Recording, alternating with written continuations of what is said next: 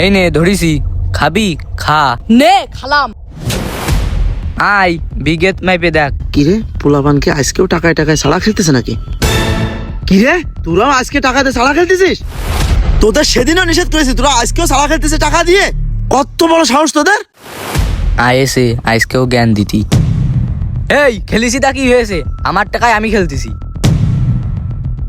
কিরে তুই ইট্টুসকুনি শ্যামলা, তোর এত বড় কথা কোন জায়গাতে আসে রে? তোর কান যাইতে থাবা মেরে দেবো। মার মাইরে দেখ। কি রে তুই আমার গায়ে হাত দিলি? দাঁড়া আমার বাপের ডাইকে আসতেছি। আরে যা যা ডাইকে নিয়ে আয়। আমি এই জায়গায় দাঁড়ালাম, এই বয়সে টাকা দিয়ে সাড়া খেলা, তাই না? এ তুই এনে দাঁড়া, যাইস না জন্য আমার বাপের ডাইকে আসতেছি।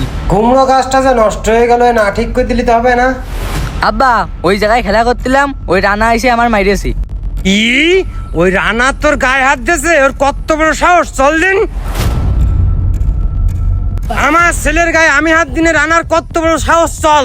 এই রানা, তুই আমার ছেলের গায়ে হাত দিছিস, তোর কত বড় সাহস! ভাই এরা কি করেছে শুনবা?